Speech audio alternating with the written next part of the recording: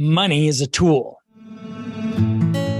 Financial literacy is a skill you can learn. My name is Dave Gallegos. I've spent the last 25 years in the mortgage industry with a front row seat to American financial habits.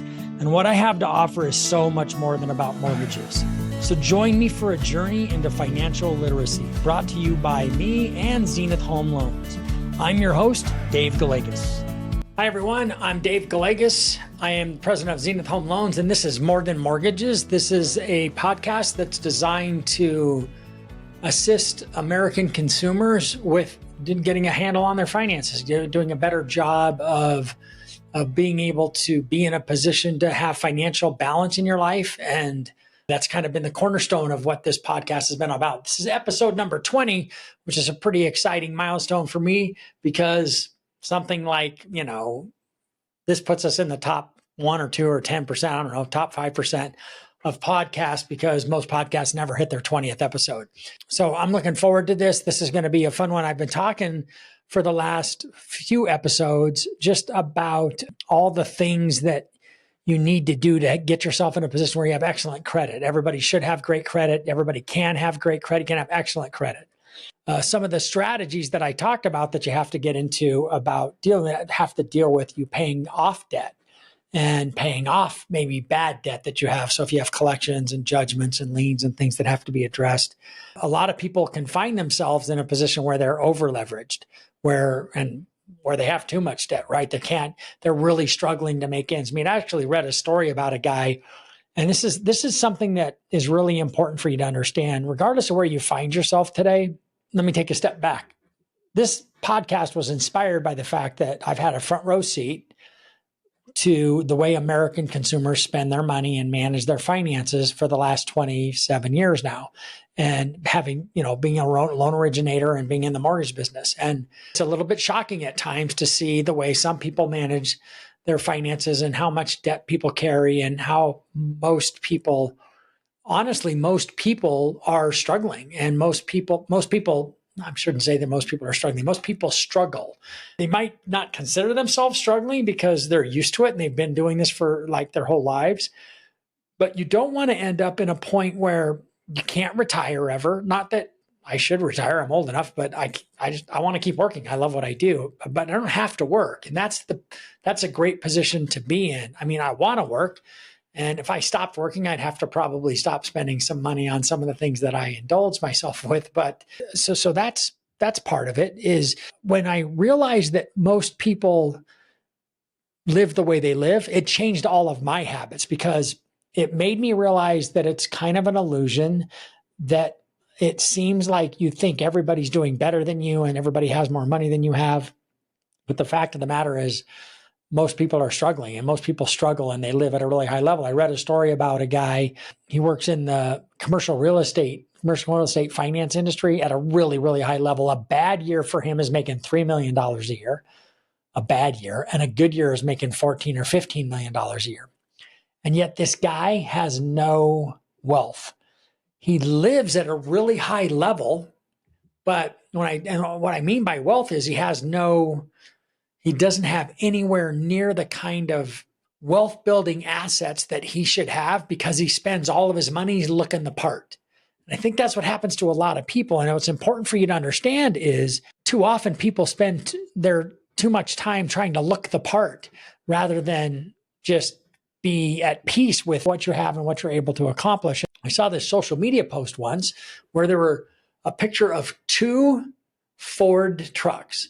One was like a 1975 F-150 in very good, clean condition, but definitely an older truck. It wasn't all tricked out. It was just, stock tires and wheels, but it was very clean and well taken care of. And then right next to it was a picture of a Ford Raptor, all tricked out. Maybe it was, the Mach 1 Ford Raptor. I don't know. It's amazing how much a truck can cost today.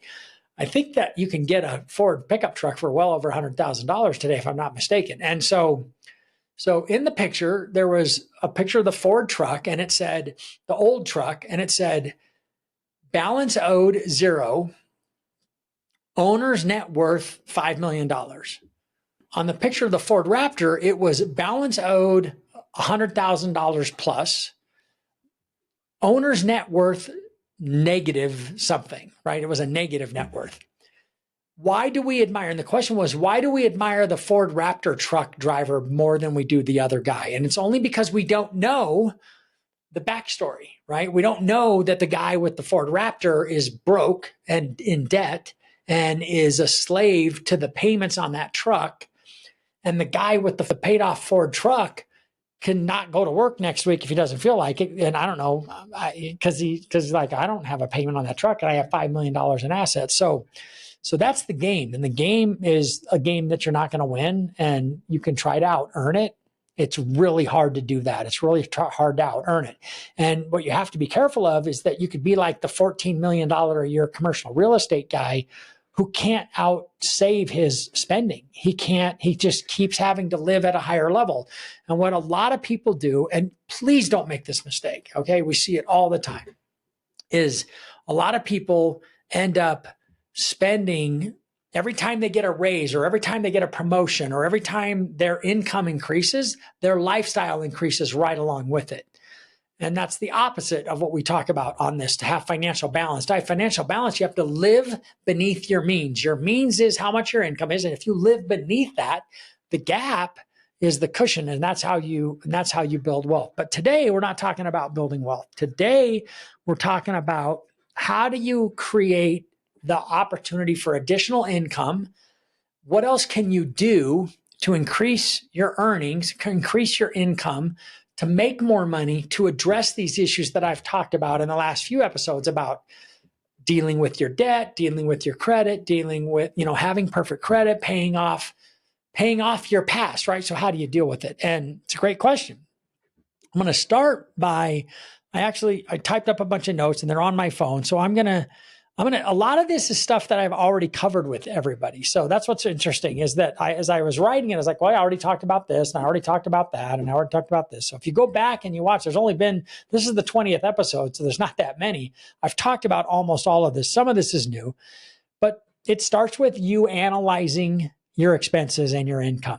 And that's really all a budget is. A budget sounds more restrictive than it is. A budget is supposed to tell you what you got coming in and knowing exactly what that is and how much you have available to spend, and then knowing exactly what you're spending. That's a budget, right? It's just like, the reason our government is so screwed up and it's a gazillion $trillion deficit is because they don't do that. They act like, and because they can print money, it's a joke. It's not a good plan, but it's really simple what the government does. They spend more money than they bring in. And that's why there's a deficit. And now they're paying all this interest. It's going to soon be where the biggest liability that our government has is the interest on the debt they carry. And so if we started by analyzing, if the government did this, it would be a lot better, but they're not going to. So start by analyzing your income. So what does that mean? That means download your last 90 days worth of bank statements and download your last 90 days worth of credit card statements, wherever you're spending money, and break it all down. And you can download it into an Excel spreadsheet so that you can sort it. You know how to do that. We're not going to talk about that, but sort it by category, like categorize all your spending and then sort by that category and look at where you're spending your money and figure out where you can cut back on what are really non-essential expenses. Now, I've talked about non-essential expenses versus essential expenses. There's a lot of things today that have become essential that really aren't essential. Only you can decide what's essential for you, though. I can't do that for you. What I think doesn't matter. It only matters what you think. And you have to be the one who decides, does it make sense to spend $100 a gallon on coffee at $5 an ounce at Starbucks or at $1 an ounce at Starbucks? Or does it make sense to save that money and just make a cup of coffee at home with, where coffee doesn't cost much? And so I know you can't get all the fancy coffees, but that's the first place to start, is to start with analyzing your debt and look at places where you can cut back. What's non-essential? Understand all your debts, including the interest rates and the minimum payments, and then you prioritize those debts.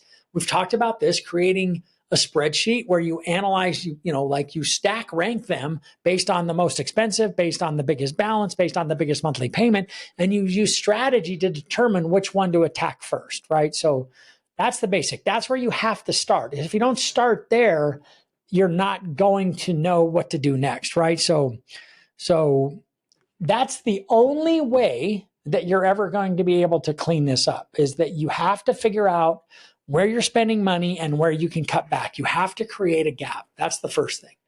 We'll talk about more income opportunities, but if you don't get the expenses under control, you're going to be just like the guy making $3 million a year and he's not doing very good, or even when he makes $14 million a year, he's still not doing good because he has to go and buy something else to show the world how great he's doing. Don't be that guy.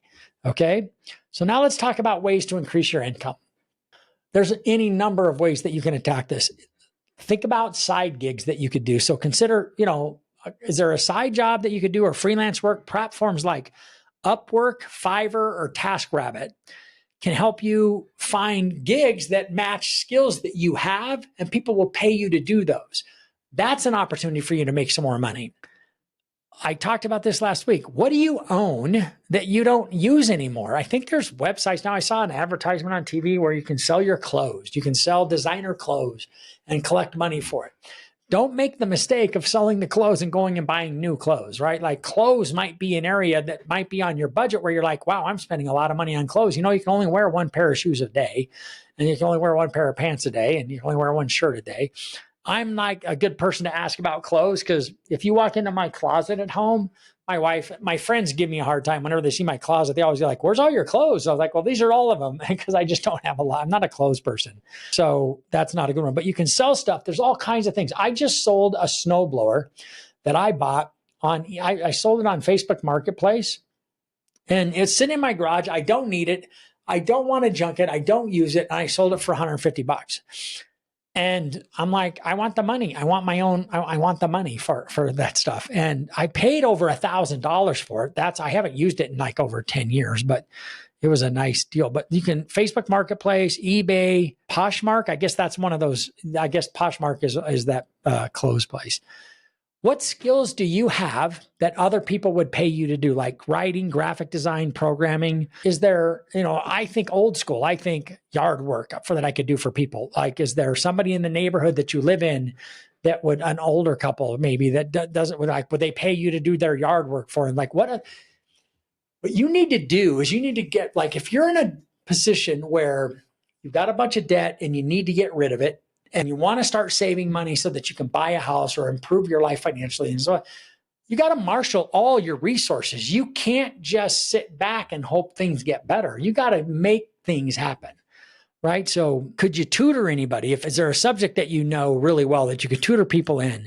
Could you do pet sitting? Could you do dog walking? Could you do house sitting? Could you do, like, what are the things that you could do that other people would pay for? I honestly, I would love for somebody to clean out my gutters every fall and every spring to keep all the leaves out so that the water so they don't get clogged. But that's it. So now, this is something that I actually Googled this, like what other crowdfunding platforms like GoFundMe or Kickstarter can help people raise money for specific purposes, including paying off debt. Now, I have no idea why someone would randomly give you money to pay off your debt, but I suppose that's possible. Community support. This is true now, depending on the severity of your situation and the situation that you find yourself in. Sometimes there's local charities or churches or community organizations that can offer financial assistance or support for individuals that face hardships. You should explore these options. I'm a good friend. One of my best friend's wife, they weren't married when she had a young girl, and her husband and her split up, and she was on her own, and she had no backstop. There was no one in her life that could cover for her. She didn't have a college degree, but she had a child to take care of, and she got involved in every public service that would help her. Food stamps, WIC, Women, Infant, and Children's, local churches, and then going to school online, doing everything that she could, because she's like, otherwise I'm going to stay like this. So I'm going to take advantage of every social program that I can take advantage of. If that's where you find yourself, please don't hesitate to look for you have to marshal all the resources that you have at your disposal, all of them. And then this last one could be like a big mistake, so tread very lightly, is loans from family or friends. That's always a very touchy subject. If you go to a friend for a loan and you're putting your relationship at risk, same thing with family. That can be dicey. But, if you're paying, and if you're a good credit risk, this might be an option for somebody. If you know somebody, a close family member that would loan you have a $20,000 credit card bill with 22% interest, you could ask somebody who's got the money if they would loan you the $20,000 and you pay them 12% interest. 12% is a great return. It's not credit card rates, but then you'd have a loan that you're paying off and you would save a lot of money in interest on that. So it's something to consider. So that's it on the income side. Let's talk about cost cutting, because cutting these costs is really critical to you getting ahead. Like I talked to you about, like analyzing your bills and where you're spending your money and looking at the last 90 days. Do you need every one of those streaming services? Can you cut them out? Could you just delete? It's like, I don't need this many. I don't watch that much. I mean, that happens to me. I mean, you can only watch one show at a time, right? So and talk to service providers that you use. Talk to your cell phone provider and ask them, is there a better deal? Can you be at a better deal by switching? Can you save money there? Cable, internet, insurance, all of those expenses that are not really optional, although sometimes they can be. Can you negotiate a better price? Can you negotiate a better rate for yourself? And then the lifestyle adjustments that we talked about, any subscriptions, memberships, anything, because like almost everything you buy today, they offer you a sign up for, a monthly subscription. And the next thing you know, you're getting something in the mail every month that you maybe barely even use. And you don't think to cancel it right away. That happens all the time. I've noticed that all the Play Store apps that I use, I'm an Android guy, all the Play Store apps that I use, everybody's a subscription. Everything's $1.99, $2.99. You look up and you've got, 20, 30, 40, if you have $50 a month in those subscriptions going out, that's $600 a year. It's a lot of money if you've got a debt that you can't afford, right? That you're trying to get rid of. So everything adds up. Here's a great line. Remember this. Everything costs something. The only question is how much and who's paying for it. And in this discussion, you're paying for it. So think about that. Then let's talk about meal planning. I think by far one of the biggest, I'm going to call it an indulgence because it's become a habit. It's become a necessity, is the amount of money people spend dining out, not necessarily going out to eat, but dining out by using the Grubhubs and the DoorDashes and the Uber Eats and those services. And then how there's so many restaurant options every day and they're constantly being marketed to you and all these fast food options. Oh my God, when I grew up, we had McDonald's and we had Burger King and that was it. And then Wendy's, and now we got like Good Times, and you got Freddy's, and you got In-N-Out, and you got those are just hamburger chains I'm mentioning. Like we haven't even started on Italian food or Mexican food. There's so many options.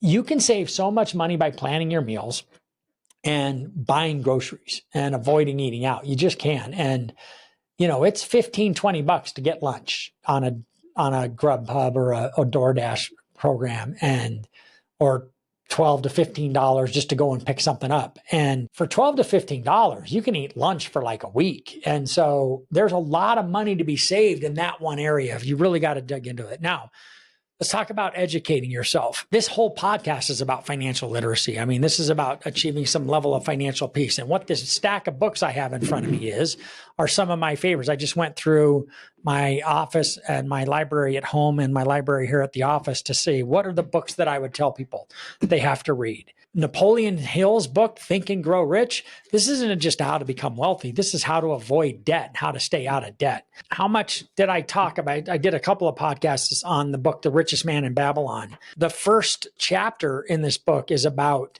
paying yourself first. The second or third chapters, the 7 cures for a lean purse are don't have debt, right? So start thy first is to control your expenditures. That's the second cure. Make thy gold multiply. That's investing. Guard thy resources from loss.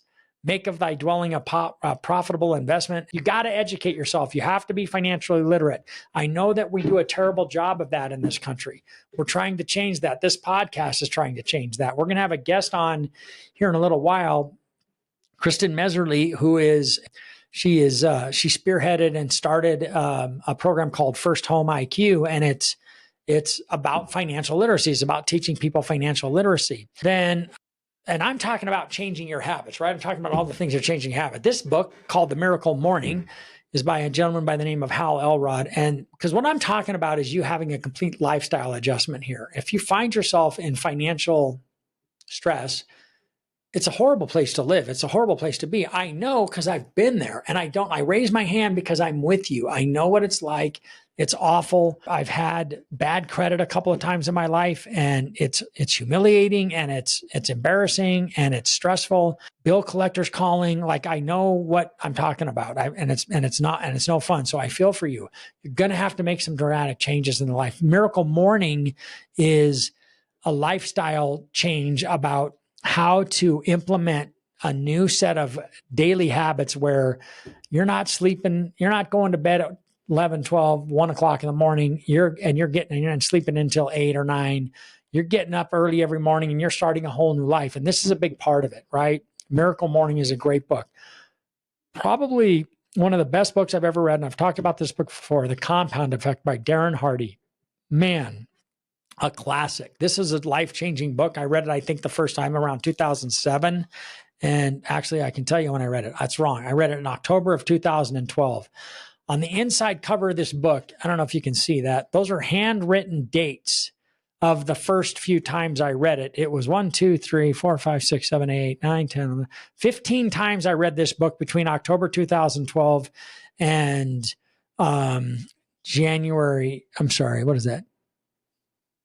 April of 2016. I can't read my own handwriting.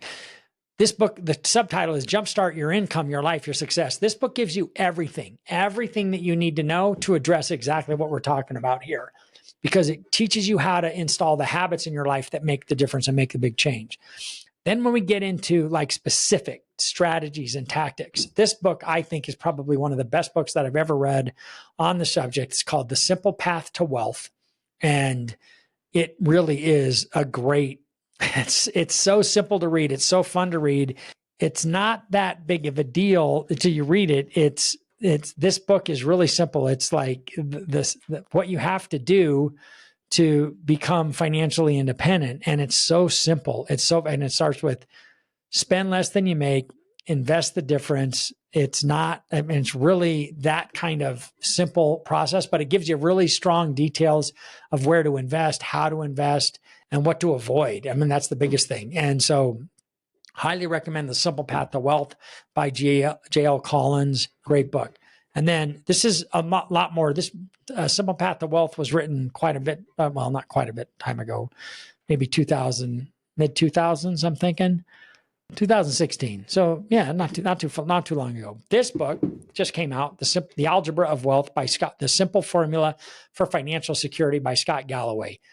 This guy's actually kind of blowing up on social media right now, and I'm really digging him. But this is some really great practical advice about how to build wealth and how to avoid the mistakes that he made. He talks about the mistakes that he made in this book, where he spent a lot of his early years living like the guy that was making the $3 million, trying to show everybody how well he was doing, but he didn't have any money.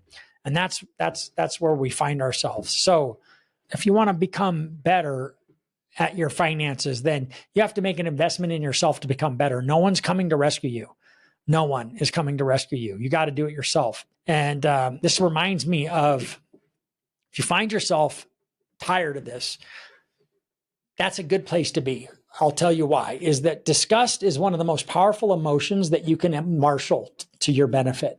When you get disgusted with the results that you're getting, when you get disgusted with the kind of life that you're leading, you can make real change. You can make very positive change, because you can wake up one day and look in the mirror and it's like, I don't want to live like this anymore. I don't want anybody to live with financial stress. It's awful. It's right up there with any kind of marital stress or relationship stress. It's a terrible place to be. And so I don't want that for anyone. So my advice to you is make the investment in yourself by reading these books. I just went through the whole list. Pick one and read 10 pages a day. You'll be better for it. And then pick the next one and read 10 pages a day. And when you maybe start with the Miracle Morning, because that'll give you like a framework for being able to read every day, because you should be trying to become better at this stuff every day. You can have whatever you want. And a book's been written about how to get it if you just invest in yourself. And the investments that you make in yourself pay off 100-fold. That's the best thing that you can do. That's it for today, everybody. And I hope that you've enjoyed this. It's my wish and my hope that you have financial peace and financial balance in your life, because that's where there's a lot of inner peace that goes along with that. Thanks a lot for listening. I hope you've enjoyed it. This is episode number 20 of More Than Mortgage. I'm Dave Gallegos with Zenith Home Loans. Thanks a lot for listening.